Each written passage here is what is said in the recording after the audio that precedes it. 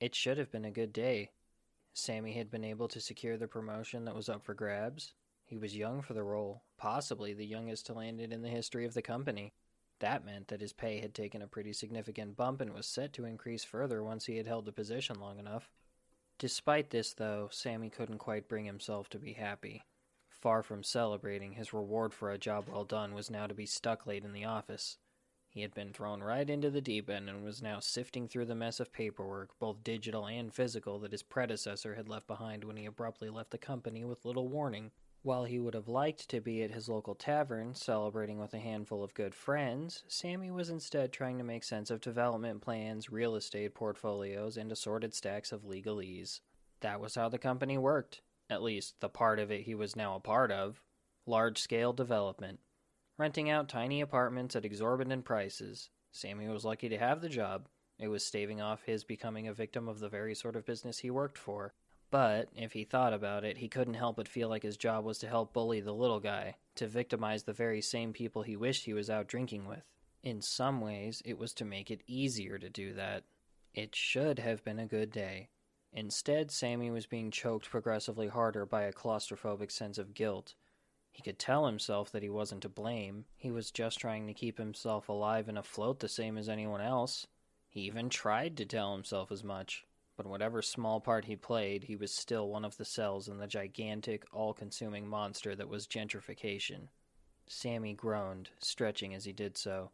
He was tempted to look at the time on his phone, but he didn't think that was going to improve his mood any. Instead, he left it on his desk so he couldn't be tempted and went to walk around the building for a bit. He would simply try to console himself that however long he was there was going to translate to a hefty bit of overtime pay. Thinking about how he was going to profit from his contributions was not at all helpful, as it turned out. He started his walk feeling more bitter than he had while he was at his desk.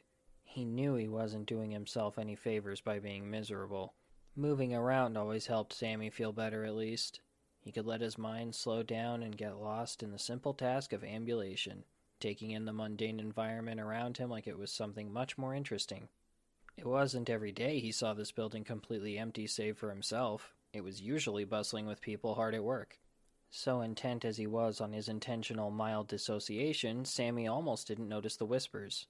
Certainly, he realized he heard voices far later than he should have. He was about to dismiss the sound as unimportant when he remembered he had only just been considering how alone he was in the building, how alone he was supposed to be.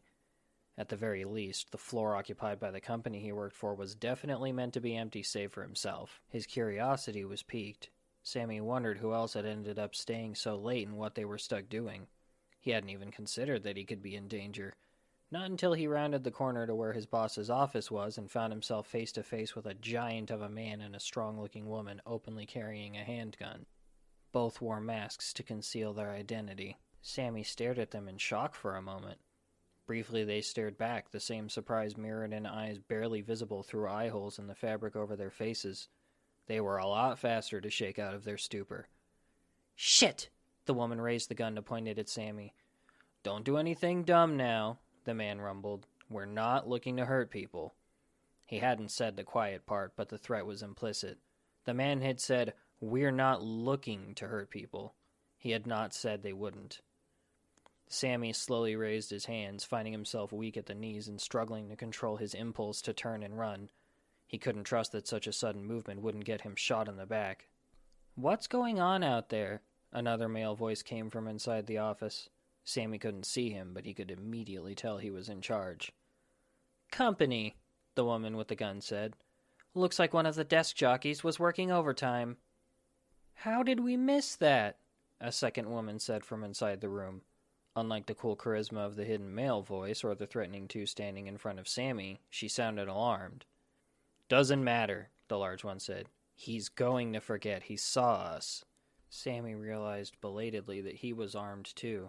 His weapon was holstered, although a gorilla-like hand was now hovering near the gun's grip. That meant there were 4 of them. At least 4 of them. At least 2 of them were armed. Sammy noted the information in his head almost instinctively. They said they didn't intend to hurt him. That suggested he would be able to gather information and pass it on to the police as soon as they were out the door. Sammy raised his arms slowly in surrender. I'd rather not get shot, so whatever I can do to get you out of here faster, let me know. Smart man, the big guy said. His companion, the woman with the gun leveled at Sammy, continued staring at him icily. The firearm didn't drop so much as a hair's width. I don't know what you think you're going to find in there, though, Sammy said, already feeling like he was pushing his luck.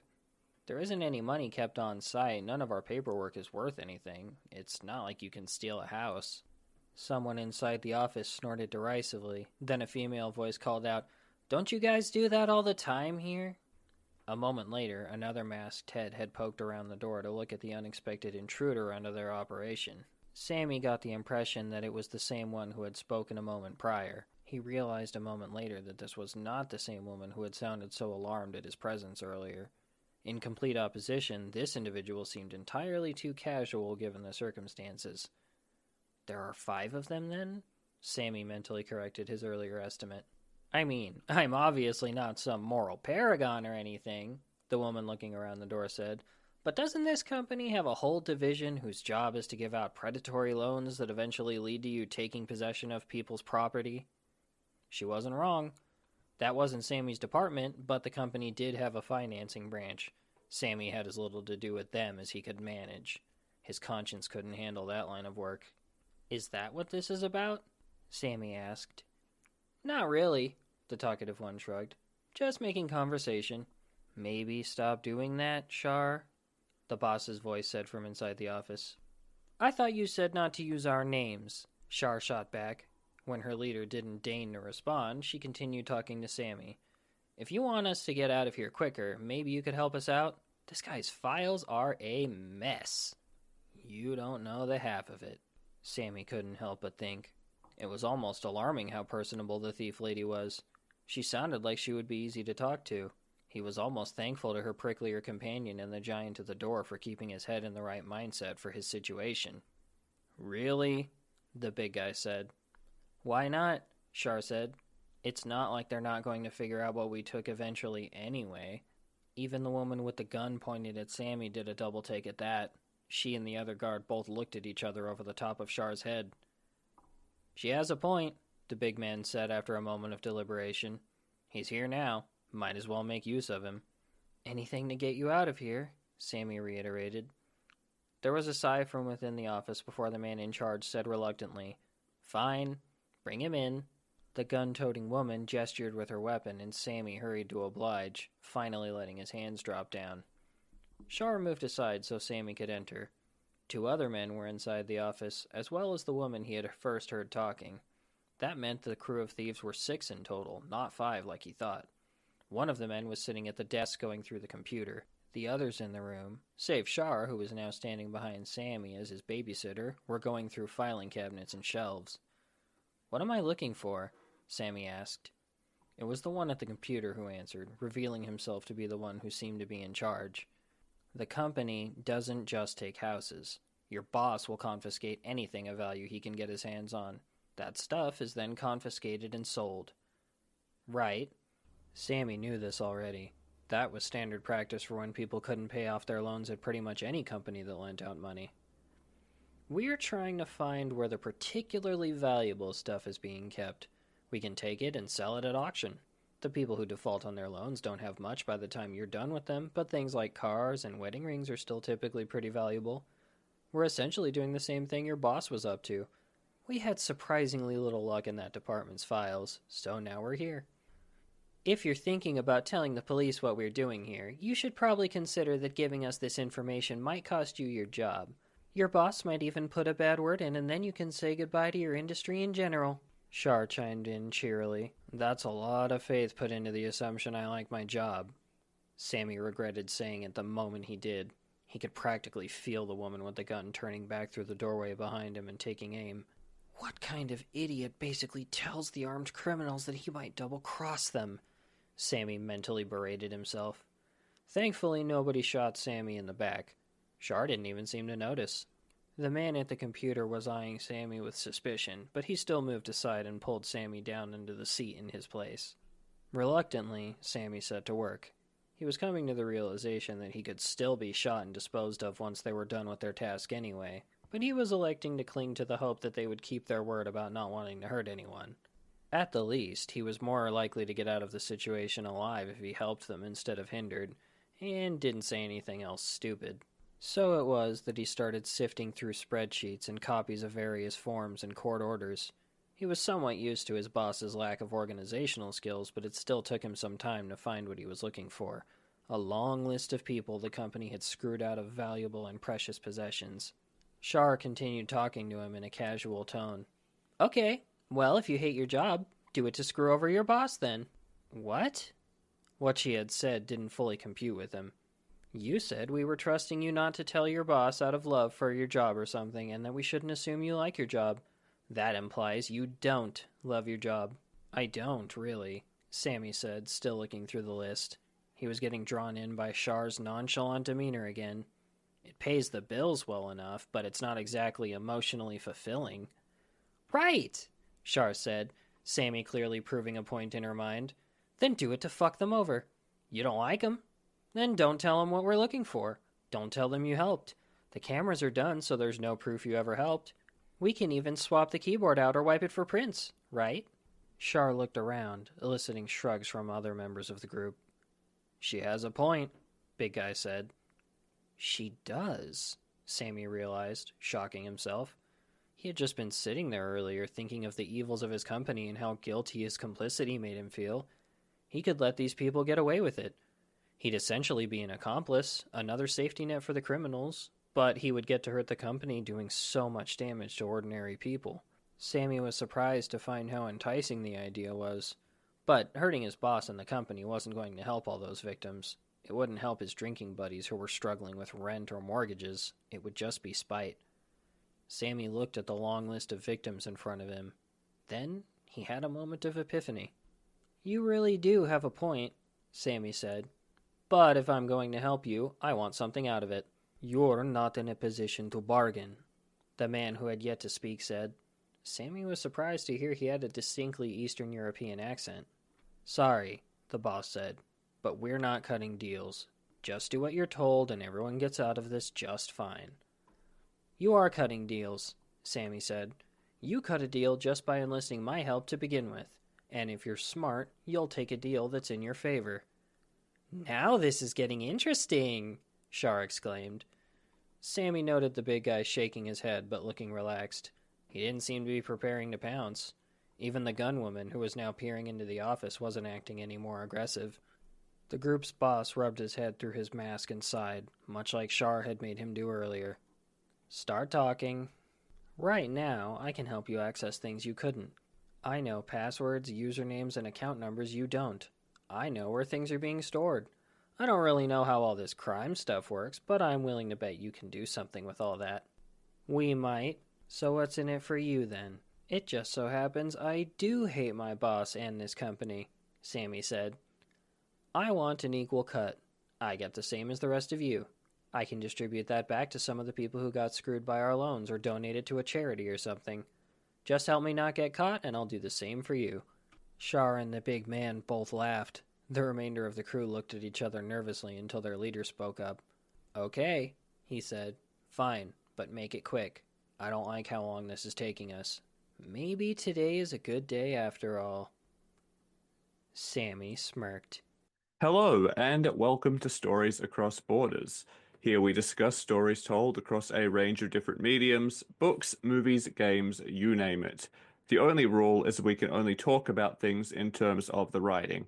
Anything like acting, animation, mechanics, etc. is off limits unless it relates directly to how the story is being told. I am Daniel Radford, author, entire squad of elite thieves, and also your host. And today I'm joined, as usual, by my co-conspirator, John Kernan. Hello? Sorry, cat emergency. It's taken care of. As I was saying, joined by John Kernan and apparently his cat. Yeah, they like to commit crimes. Oh, good God, what a beginning of an episode. John was, of course, also the voice you just heard reading my short story Risk and Reward. That story also being the subject of our episode today. Speaking of returning guests, if you can call characters guests, especially when one of them was dead in the original story. I think you can. Who doesn't like a good prequel? Yeah, I mean, I said back when we did Raising the Stakes that I really liked this group and was interested in them and would like to revisit them at some point. And then you decided that we should do a cycle on crime stories. And I was like, well, I mean, they're right there. They're right there. We're talking about crime. So obviously, some of my motivation for this one was just wanting to revisit that crew. But as we typically do, maybe to get into the reasoning behind why I chose to write this particular story in this particular way and all that, as we usually do, I'll get into that. That might have been the most jumbled way I've ever transitioned to this, but it's been a long week, guys. So, risk and reward. Other than just wanting to revisit these characters, it became a question of in what capacity did I want to revisit them? Because I felt like I had sort of two pathways open here. I could lean into the sort of intense drama and action side of things and actually go into their sort of revenge plot against the overzealous cops that killed Sammy. Spoilers if you didn't read the original story, Sammy dies. Sammy doesn't hang around forever. Too good for this world. And if you mean the world of crime, kind of literally. So there was that option, and I did seriously consider it because it would differentiate it a lot more from like Erased and Leverage compared to that. And I usually do try to differentiate things a fair bit. And if I'm being completely honest, this crew, this story, there is definitely similarities there to Leverage. But I decided in the end to go the prequel route for a couple reasons. Firstly, to explore Sammy as just a person, as an actual character, as opposed to effectively a plot device. And in doing so, to sort of create a visible path from how we got from his introduction to the world of crime to the end point we know is coming. Obviously, I haven't written out that whole path because these are short stories. This is the prequel, that's the end point for him. But you can kind of see in your head how we got from point A to point B.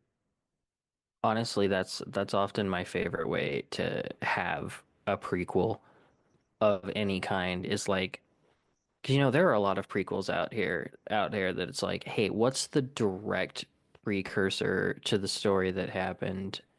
And in a way, this is that, but what I like a lot more is when a prequel is also, hey, let's tell the story of somebody whose story didn't actually get told before, even though we knew they were important.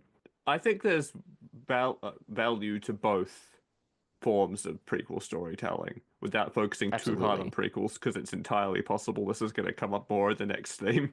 Um, but I think both options are valid.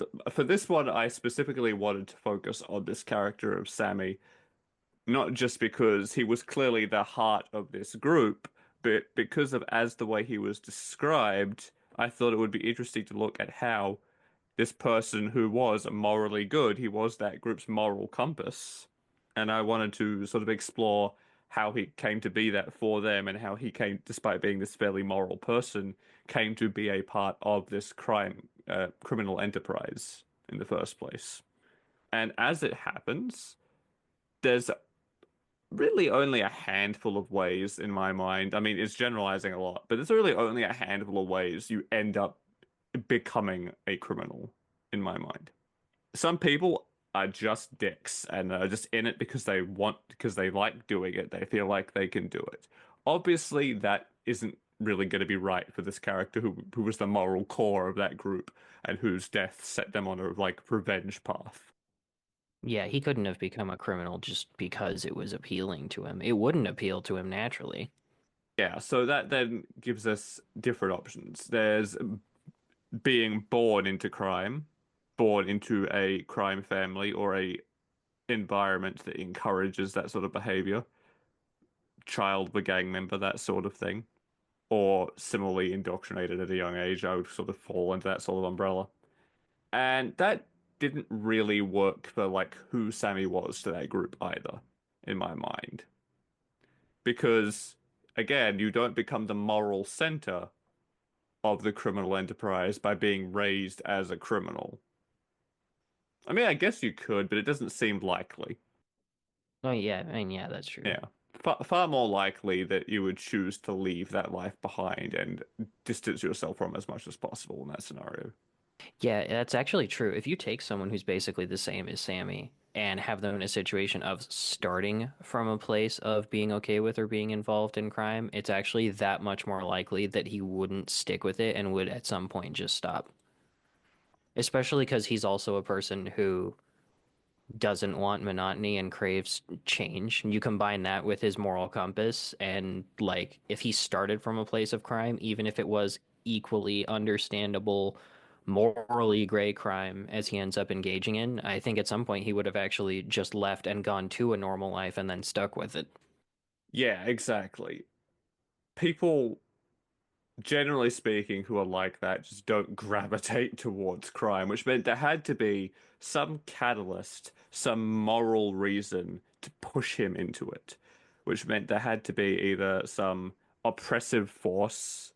We know this isn't a dystopian setting, so like an evil empire, dystopian authoritarian regime wasn't on the table. It's a much more grounded, basically real life setting.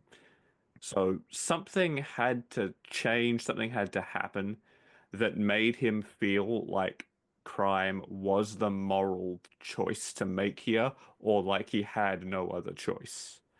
And it's probably not going to be the latter because you wouldn't stick with the group long term if it was, I have to do this one job kind of deal. Yeah, I think it's a good way to go about it, especially because I honestly think too many stories. It's gonna sound weird, but you mentioned the authoritarian regimes and stuff. I think too many stories that specifically have main characters like Sammy, still on the note of Sammy for the moment, take place in worlds like that where I'm like, at that point, like it is crime. It is by definition crime, but when crime is just trying to live your life because the default isn't really a life, it doesn't really feel like crime anymore. Yeah, I mean we touched on this on in our leverage episode and in the first episode of the cycle as well. This idea that criminality or legality and morality are not necessarily two sides of the same spectrum. They frequently intersect, but there is this juxtaposition of depending on the setting and what's going on there. Sometimes what is moral and what is legal are not the same thing. And morality has that subjective element anyway, that what one person feels is moral, another person won't. Obviously, there are some things that we could all agree on are immoral, but it's a lot less rigid a spectrum than just is this legal or is it not? Yeah, and like don't get me wrong, I still like stories of people sneaking around and rebelling against authoritarian regimes, but especially like when thinking about crime stuff, it doesn't have the same kind or the same amount of appeal to me personally as like, yeah, but what about somebody living in a world that can be reasonable and can be normal, but they've been away from those parts and in the parts that aren't enough to decide to try this anyways, even though they're a good person, or in Sammy's case, partially because they're a good person and trying to live their life normally and has kind of made them feel shitty, actually. Yeah, I mean that's exactly that. Whilst a rebellion is technically crime, it's a very different vibe than a story built around crime. Crime that arguably isn't as moral. And that's where Sammy comes in because he's the type of character much like Robin Hood, he is a Robin Hood figure in the end, who plays with this idea some. He turns to crime not because he's a bad person, but because he is a good person and has determined that it is morally correct for him to break the law. It absolutely is, and like I I like seeing him being like, oh, he's simultaneously both like, company probably also deserves it, but also I could get useful information and report these people to the police because fuck my company, but these are still criminals. Well, yeah, because like he's not a criminal himself at first. He's just an ordinary guy working in this sort of primarily real estate slash loan company, that sort of conglomerate you often see lumped together. And he's got some questions about like he feels a bit shitty because he knows he's been promoted, he's doing well for himself, but he also knows he is contributing to a system that is actively preying on people he knows and likes and cares about. But that doesn't change the fact that he has clearly grown up as part of the overall legal system. He still is in the mindset at the beginning of legal is moral, even though it's fraying a little bit because what his company does is legal but not necessarily moral. So there is a bit of fraying there. There's the framework and the groundwork for his paradigm shift to start seeing things differently. But when he first encounters these criminals, these armed thieves, his first thought is one, I'm in danger. I need to get out of this alive. And two, these are criminals. Therefore, they are immoral and they need to be punished and stopped. And I am in a position where I need to prioritize my survival, but in doing so, I may also be able to get information that will then help the authorities identify these people and remove them from society in the long term, thus doing good. Yeah. Also, I love Char in this story. Sure. Char, right? My bad. Yeah, everybody constantly just being like, shut up. Why are you talking so much, trying to be professional and serious with the masks and the guns? And she's just like, this guy gets it. Come on, you get it, don't you? Your company fucking Come sucks. You might as well just on. like, whatever. Come on, let's just get this over with and you can get out of here. And they'll give him the middle finger. I loved writing Shaw because It's just, you don't see this of her in the original story because she's an emotional wreck because Sammy's dead. She's yeah, just watched him die, so she's not in the usual frame of mind. You're not seeing her as she usually is. All you really know is that she's described as being someone who sort of is in it for the thrill and wears her heart on her sleeve. yeah. And I enjoy that. I enjoy just like the repeated like everyone either giving her funny looks or outright being like, "Hey, shut up," and her just being like, "Ah, come on." Yeah, one of my favorite things was that she irritated Martin so much he broke his own protocol and used her name. Yeah, this is yeah, exactly. It's just like, "Hey, shut up over there, Char. Why are you talking so much? I thought we didn't use real names." Silence. Just Just molding in silence. Yeah. molding over in the other room, slumped over in the computer chair. Desperately trying to find the information he's looking for. It is just an absolute mess of a system. No organization at all. Which is also an established through line. It's basically why Sammy's there working overtime in the first place is because he's been abruptly thrown into this promoted position, and then as a result of that, had all this stuff dumped on his lap, and they've gone, "Great, now make this make sense." Yeah, getting to be like, cool, awesome. I'm not just here because I can do a better job. I'm here because the guy before me did a shitty job, and now it's my problem. Yeah, but he and the thieves are suffering from the exact same problem. Wow, these files suck. They're a mess. Yeah, they are, aren't they? I think I think at some point Sammy actually does have the thought of, yeah, I know, don't I know it? Yeah, he did. He did. He very much did. And they mentioned he was like he they said he was a mess. He's like, yeah, they sure fucking are, aren't they? That's one of the things is that sort of hints at the fact that this could work, that Sammy could find his way into their number, right? Is that largely because of Shah, but also because of Oh, Ross, that's the big guy's name. I know a lot of these characters' names don't get said in this story, but they were all named in the original one. In case Yeah, anyone it's was a little curious, easier to yeah. forget when right now they are the mostly nameless criminals. We use Char's name a lot, but that's only because it was said out loud. Yeah. Ross is affable enough as well, and Martin just sort of gradually just like, fine, do your thing. But Shah especially leads the charge in being kind of, despite being clearly part of this armed, probably dangerous group of criminals, is weirdly likable. Hmm.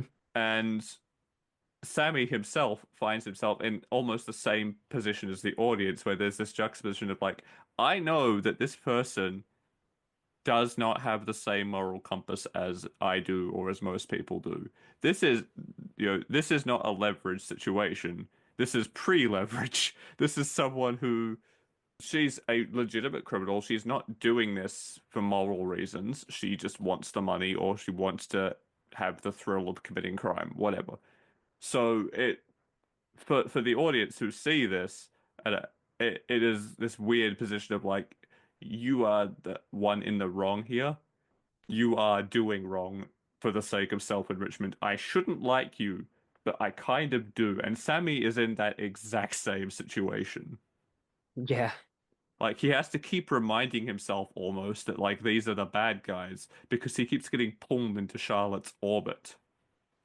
In fact, he specifically had a moment where he was actually almost glad for how taciturn Ross and oh, I forget her name, but Tiffany, or Tiff, yeah, they usually Ross call and her. Tiff were being because he's like, why do I keep getting sucked into this? I keep talking to this criminal. Maybe they should be telling her to shut up. Stop talking to me. Yeah, it's always like I've got to remember that these guys are the enemy because I'm starting to find that I kind of like them, and getting sucked into this woman's like orbit because she's just so friendly and affable, and that is kind of important in a way, right? Because if they were all just very all business, all threats, he would never have ended up helping them in the first place, and No. he would not like them enough to be willing to find himself in their orbit and eventually be a part of their team in the long term. He never even would have gotten to the stage of helping them and having that discussion that opened his eyes to the change of perspective. Yeah, exactly. He would have just continued to feel thoroughly trapped of like, wow, well, I kind of hate what I'm doing and it makes me feel like a bad person, but I gotta pay the bills. What else can I do? And then the what else happened to break into his office and talk to him. Like an old friend. Yeah. It's weird because with someone like Sammy becoming criminal, like it's not one moment that makes it happen, right? There, as with most major shifts in a person's way of thinking, it has to like build up over time. The cracks have to show in the old ideology that they were a part of, and that was important. It wouldn't just be enough to introduce these people and have someone go maybe do some crime. He would recoil from that automatically because he can't help the association that crime is immoral. And 9 times out of 10 it is. But because we know that he is a good person and we know where he ends up, that he is becomes a sort of Robin Hood figure who actually sort of becomes the conscience of this group and steers them in more moral directions. We know and we see him, of course, in this story, and we are very quickly introduced to this mindset. There's almost guilt he has that is only increased as he's moving further up the food chain in this company and doing so well. This idea of, he describes himself, well, the narration, I should say, basically describes him as one of many cells that make up this all-consuming beast, basically, that consumes the little guy. And he sees himself that way in a lot of ways. He sees the flaws in this hyper-capitalist society. He sees the immorality of what his company is doing, even though it is operating well within its legal rights to do these things. So that guilt there is starting to form up. That resentment is starting to form. That dislike, this idea of something is wrong here is established early on. He just needs that push to make him see a way he could theoretically, as just the guy, as this ordinary person, do something about it. Yeah, and he's already at the point where that's not that big of a push. No, all he needs is something to show him an alternative way to do things. To show him a way that instead of being a passive person who is complicit in all this suffering by virtue of being part of the machine, he can break out from the system and take an active role in opposing it. And look, there they are. There they are. Definitely not where he thought it would have come from. Definitely not something he would ever think of becoming himself otherwise. But he kind of puts himself in the position where that final nail can be stuck in the coffin. For the sake of collecting this information, in theory, for the sake of his own safety, he's like, look, I'll find what you want, just tell me where it is, which puts him in the position to be going through this database at that particular moment. Because obviously he'd just been doing working with all this stuff anyway, but he is mostly on the real estate side, to be fair, of the actual buying and selling of land, not the horrible loan side of things. Yeah. But he was already going through company stuff earlier. Now he's looking at the worst part of it. It's right in front of him, all of the things he hates about the system he's a part of. And suddenly someone is like basically I'm scrolling through the story right now because I want to make sure I get this correct, even though I wrote it. Go figure. Where yeah, Charlotte is basically like, hey, if you tell the police about what we're doing here, you know that you're screwed, right? Maybe don't do that because giving us the information, even if you're afraid of getting hurt, you giving us that information, like it's not about legal complicity. Your boss is going to find that you are complicit and and it may cost you your job. Your boss might even put a bad word in for you to his other rich boy buddies, and you may just never work in this industry again. Yeah, don't think that just walking out of here and then doing the moral thing and reporting us to the police will protect you, and not from us.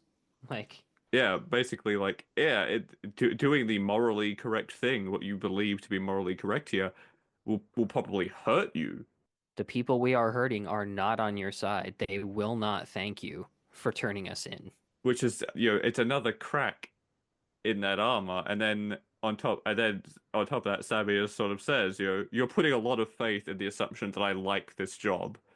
Right? Your entire argument here is that I shouldn't turn you in because I want to keep this job. But what if I don't care? What if I don't like this job? What if I want to do the right thing anyway? And he does immediately go, I should not be saying this to these criminals who have guns because I'm making myself a liability. But then luckily we had I'm sure she wasn't the only one to think it, but since she was the one talking so much, she was still the one to say it. And so it's like, all the more reason to just help us then, right?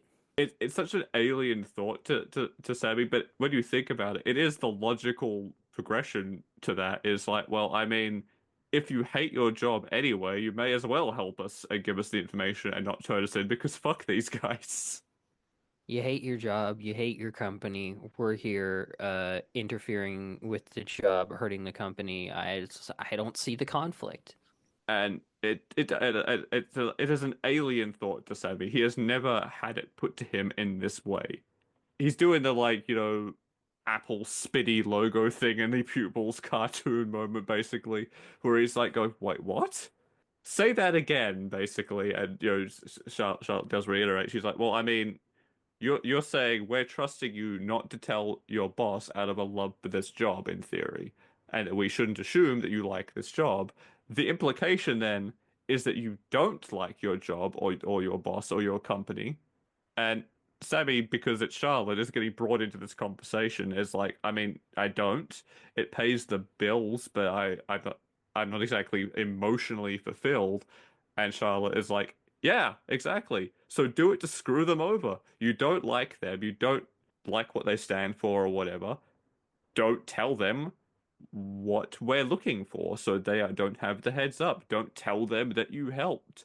We've taken the cameras down. There is no consequences in theory to you doing this because you don't care if you get fired.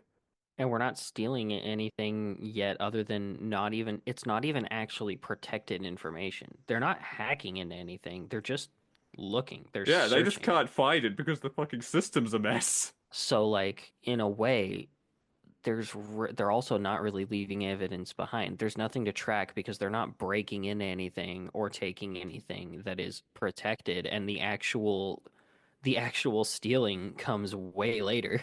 Yeah, she's even like, I mean, if you're worried about fingerprints, if like you're that paranoid, I mean, if you think that your prints being here could be a problem and you might be in trouble for that, we'll just swap this keyboard out or wipe it down or both even. I'm almost surprised she didn't offer him an extra pair of gloves. Like, Yeah, here, we brought these. Put them on before you type. It's fine.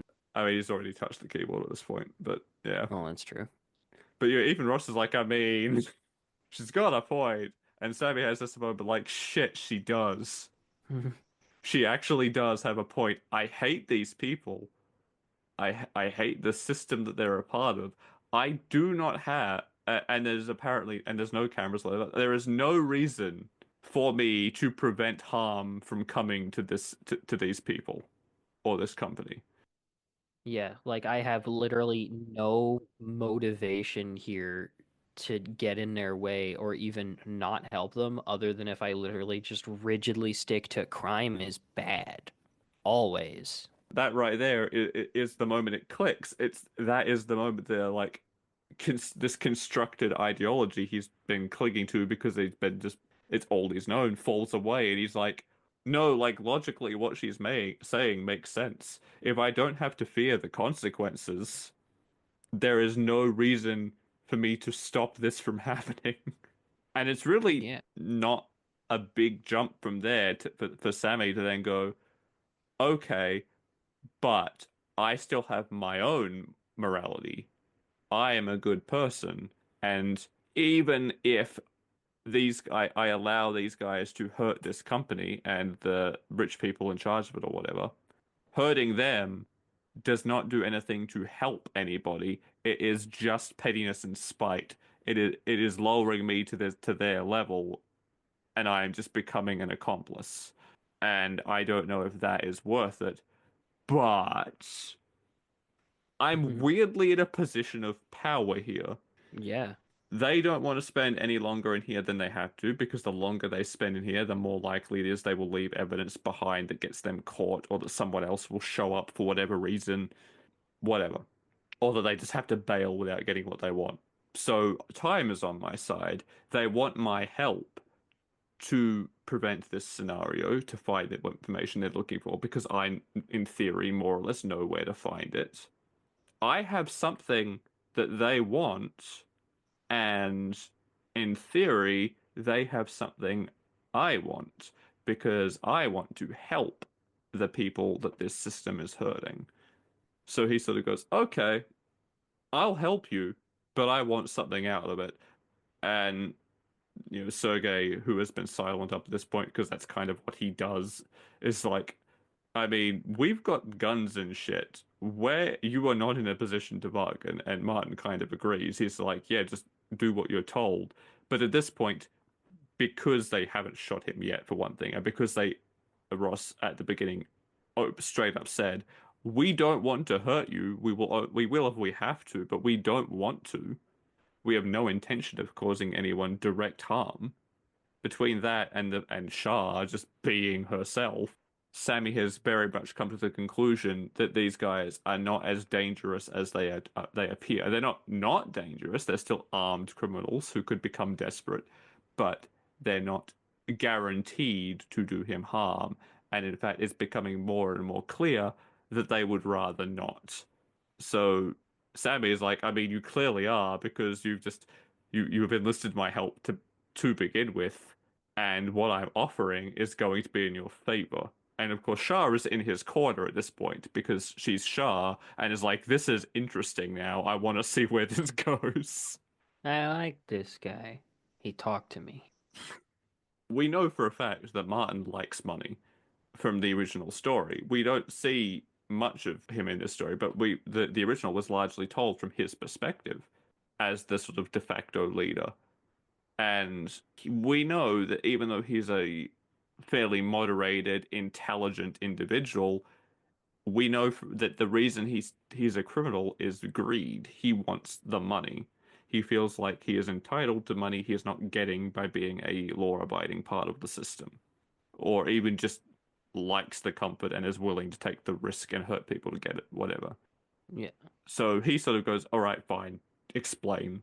And Sammy basically says, well, I mean, I have all this information that you guys don't. Passwords, usernames, account numbers. I have all of this shit now, probably because of the promotion he's just gotten. I don't just know like where to find the index of what you're looking for. I can find all kinds of other stuff. And, I don't know how all this crime stuff works, but I bet you could use that information. And everyone's like looking at, Martin, the boss man. He's like, okay, fine. Theoretically, that would be nice. What do you want? And Sammy's like, well, I mean, yeah, I do want to hurt this company, but more than that, I want to help the people the company has hurt. And if you give me a cut of this sizable amount of money you stand to make, I can then filter that back to people who are deserving of that money. And at that point, it's happened. The change has happened. He's part of the group now. His perspective has shifted, and suddenly he has decided that crime is moral. Within reason. He's not going to go shooting people for the hell of it, but some crime has become moral in his eyes over the course of this experience. And it's improved his mood, even. Like, he feels free and happy now that he's not a part of this oppressive system that causes so much harm. There's nothing there to convince him it wasn't worth it. I feel like it paints a very good picture of how this guy that they would eventually lose became a part of the criminal life. He became a thief. And it also starts to paint a picture of why it made this group of thieves who are otherwise not super violent. I mean, it's pretty much outright stated that some of them have killed people before, but we also know for a fact that at least two of them were in the army or the military into some capacity. Yeah, the So military. it could very well have been that they've killed people during active service even more than crime. And so it's very easy. It all I feel like this also painted a picture not just of how someone like Sammy could become a criminal, but also how his loss effectively took this group of thieves and pushed them to more extreme crime. And nothing will push to more extreme crime better than loss either. If you make a if you do more shorts around these guys, you're gonna have to compile them together in the saga of the gang. Just over like however many seasons of this we do, start like dropping it, or even if I did some outside of it, I guess to start dropping in more and more pictures until you've got the complete timeline. Yeah. I mean, there is a wealth to work with here. Like we've established Sammy's place in the crew and how he got to be a part of that. We've established he dies on a job at one point because the police have been getting progressively more volatile towards them to the point where Martin is like, okay, they are actively trying to kill us to the point that I'm starting to wonder if someone is paying them off to kill us.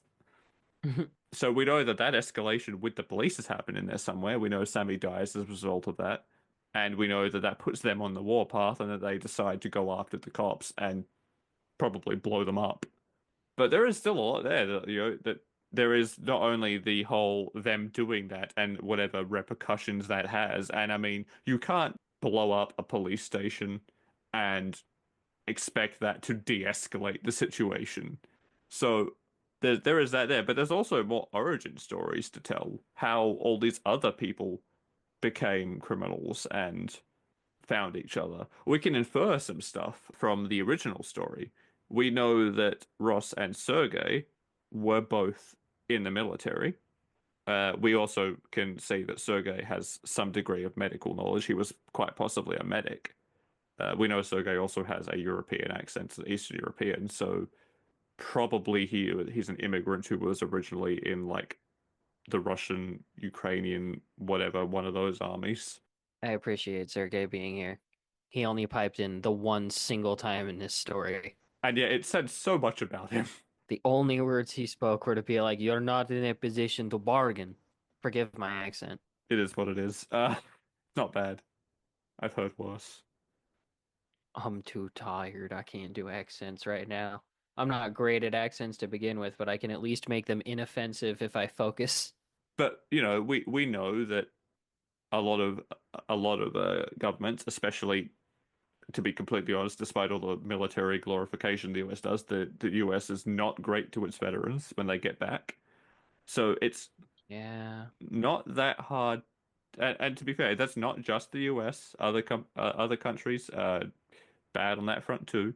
It's always such a conflicted thing because, like, I get that people don't want to act like, oh, veterans are these amazing people because that seems like it could I mean, that's very much glorify. what your culture's like though over there. I get the vibe, to be honest. Well, kind of like, I don't know. It's more and more common for it's a weird thing because there are definitely a group of people who do that, but also it's like both the people who do glorify it and the people who don't tend to not glorify the veterans or tend to not actually support them because a lot of the people who do glorify them don't see what the problem can be and are like they're great war heroes who went and did their service, so everything must be fine for them, right? Whereas there are a lot of people on the other side who are being like, I don't want to support what they're doing. I don't agree with what they went out there and Yeah, did, so I'm not that's going to fair. support them. And it's like, man, you don't have to agree with what they did, but a lot of people who end up there were pushed there for one reason or another, and even when they weren't pushed there, like they went through a lot of harsh crap and they don't come out the same. Yeah, I mean, they might have joined the military willingly, but that doesn't mean they went to wherever country they went to and, were involved in that conflict to any extent by choice. The choice was joining the military. They didn't get a say where they were deployed or what missions they were a part of. And by that point, they're thoroughly conditioned that they have to do what they were told. They have to obey orders, otherwise they could be in prison. Yeah, and that's the biggest thing that always makes me feel weird about the fact that they're not taken better care of both by the government, of course, although, the government sucks. So there's that. But like, and their community, because the people who don't agree with the wars and stuff don't want to support them for that. And I'm like, but most of them were still just trying their best to help, and even the ones that weren't, I mean, do you feel nothing for somebody who's been through horrible trauma or for all the ones who come out literally like physically crippled and don't get to live the rest of their lives normally afterwards? Like, Yeah, exactly. So it's given all that, it's very easy to see how Ross and Sergey, especially Sergey as well, because he's also got the added side of being an immigrant, clearly, on top of all that. So it's very easy to see how those two individuals could have found themselves turning to crime to make ends meet or make profit or just get what they feel like they deserve at this point. Tiffany has outright stated she's the kind of person who has been a criminal from day one. She was raised a criminal. She lived with crime around her since she was a child. This was basically the only place she would end up, short of prison. but that helps even more with the rest of the gang being her family. Exactly. This is the only life she's known, so the people who she shares it with are important. Then we've got Charlotte, who we know is a thrill seeker. She's doing this because she's a bit crazy, clearly, and an adrenaline junkie. I mean, there's not much more to say to that. She probably just, I mean, she could be interesting to explore how that escalated to this point, but that's basically what it would have been, a series of escalations. Yeah, You know, she's an adrenaline junkie, but a sociable a sociable friendly adrenaline junkie whose morals are not as loose as her legality. yeah. And then we've of course got Martin and the, oh God, I'm forgetting the name because it, uh, me right now finding raising the stakes so I can confirm the last one's name. Confirming the names of my own characters. Look, it's been a while. It has been. Um, where is it? Belle.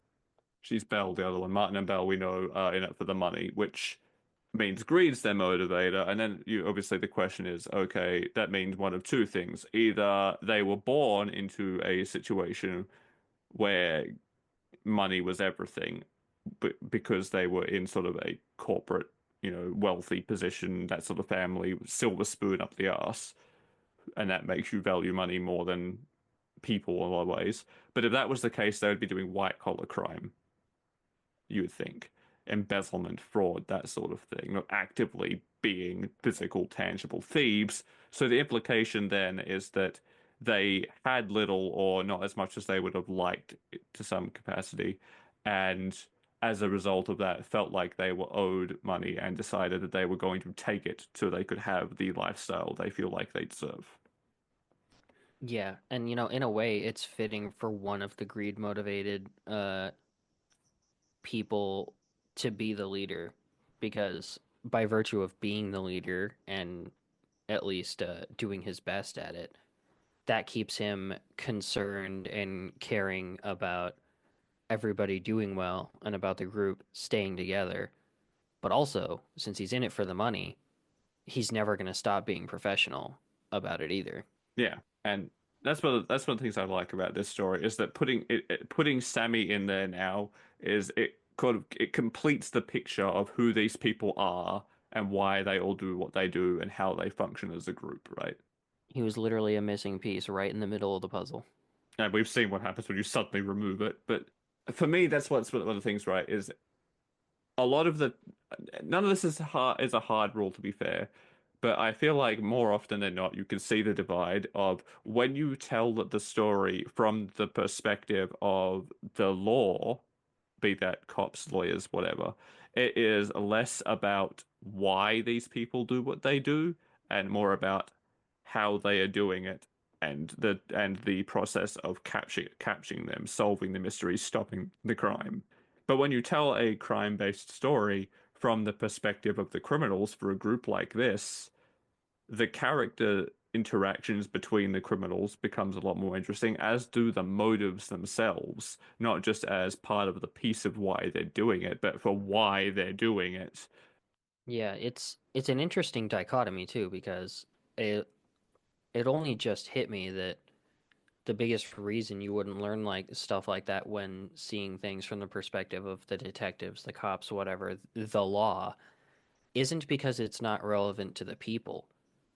It's, in fact, how relevant it is to the people in the story is irrelevant to the story until or unless they get caught, because it's irrelevant to the story unless or until the criminals get caught, because that is the only way the characters we're following can learn those reasons or those motivations.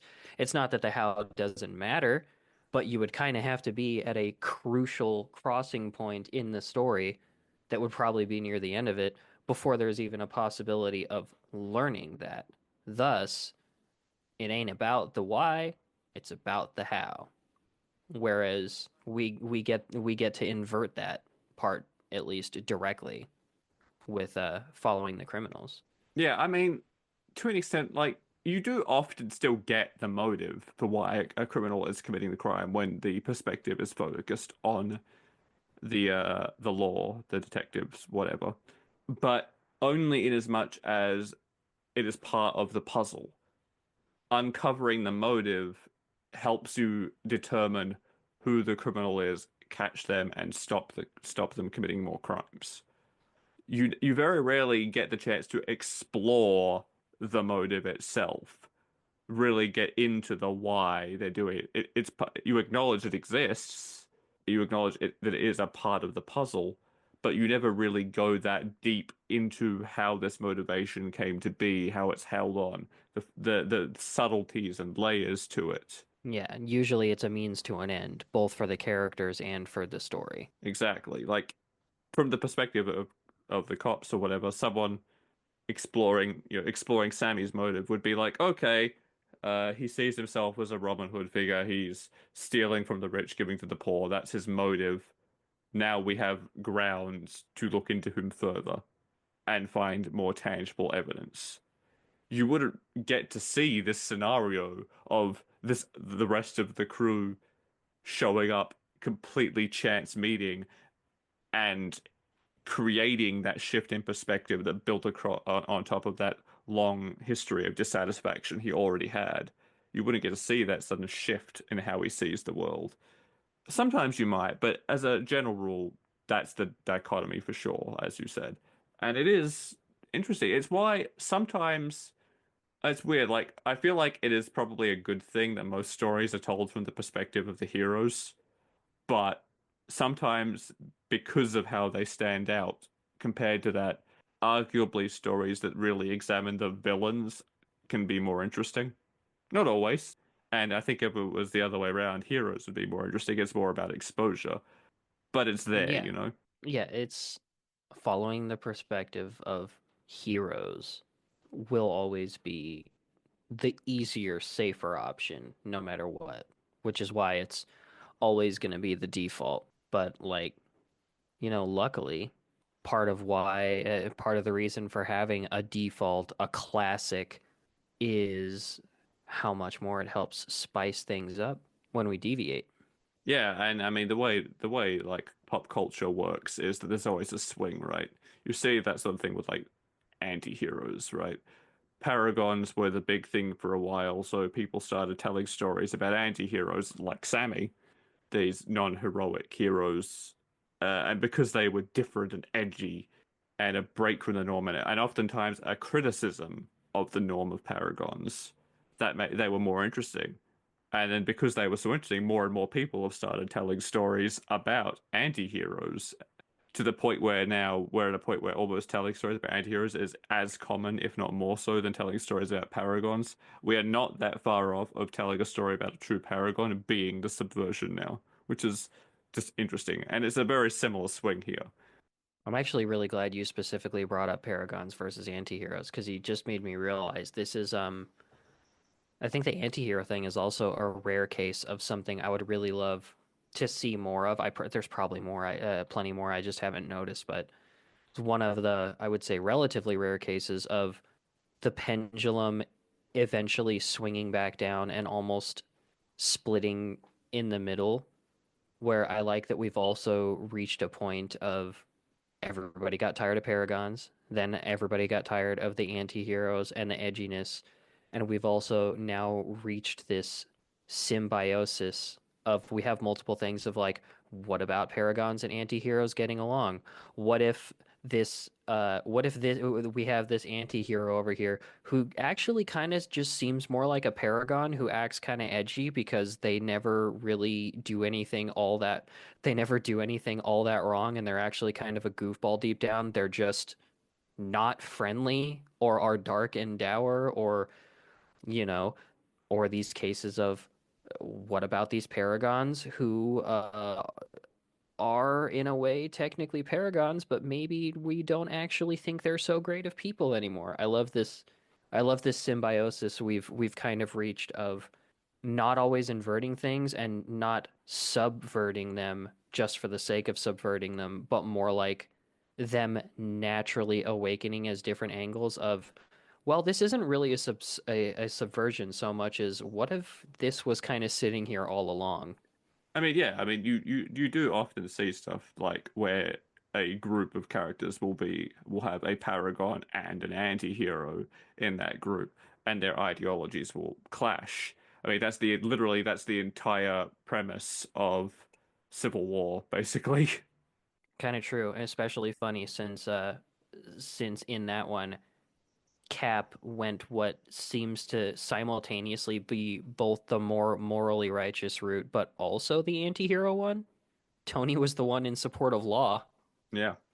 Honestly, I feel like there's something like to explore with this group, right?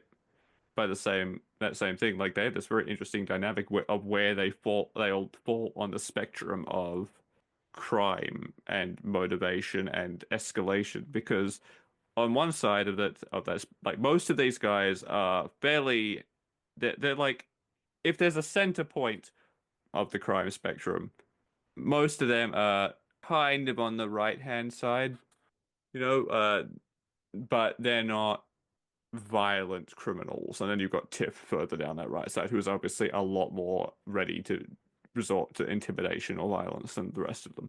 Her gun does not go down once it's up. Yeah. Then on the other side of that spectrum, way down the other side, you've got the new guy in the group, Sammy, who is much, much more heroic than the rest of them, but still inherently somewhat criminal. And I feel like it could be very fun to explore that dynamic of Sammy effectively dragging them all further to the other side of that, toward the other side of that line, where they're still on the criminal spectrum, but they're a lot closer to the heroic side. Yeah, I enjoy stuff like that. It's a dynamic I would like to see in more stories. Honestly, it's something that actually kind of makes me think of D&D when people have long running Dungeons and Dragons campaigns with the same characters and stuff. It makes me think of like I really like groups where there's completely different sets of morals. Everybody sits in their own place in this group on the moral alignment chart. And yet, in a way, it doesn't matter because they're more loyal to each other than they are to their own moralities. Yeah, I mean it's more interesting to have characters who sometimes, well, not always. Sometimes it's very safe to have characters who are all on the same page. But I do think it trends to being more interesting to having characters who challenge each other's value systems. And here we've got a group of characters who exist on the sort of spectrum from heroic to villainous, but to be fair, it's more the spectrum of anti-hero to true villain. They sort of cut out a lot of it, and it's just dragging them more toward that point where they're anti-heroes instead of villains. And then, but then when Sammy's gone, we know for a fact they slide right back to villainous, but they feel justified in it. Well, yeah, and at this point they're not even sliding to villainous because they want to, and it's almost even less about justification, but I think it comes to that point of being more loyal to each other than their morality. It's like reach the point of it doesn't matter whether this is right or wrong. You took away our friend. You or, to paraphrase the way Martin said it in my own words, you took the soul out of what was already a dangerous beast. What's going to happen when you're faced with a dangerous beast lacking a heart, lacking a soul?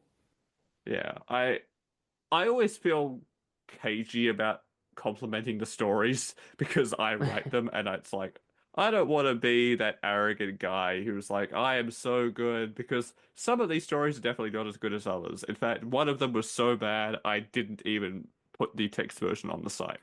That was back in season one. Most of them are much What are better you than going to that. do? They can't all be winners, but I also get it. Yeah. It feels hard to espouse the merits of something you made without feeling like you're huffing your own gas. It's why the marketing part of being an author is the worst part. But by that token, like I wrote Raising the Stakes and I loved that story. I thought that was one of the better ones I've done.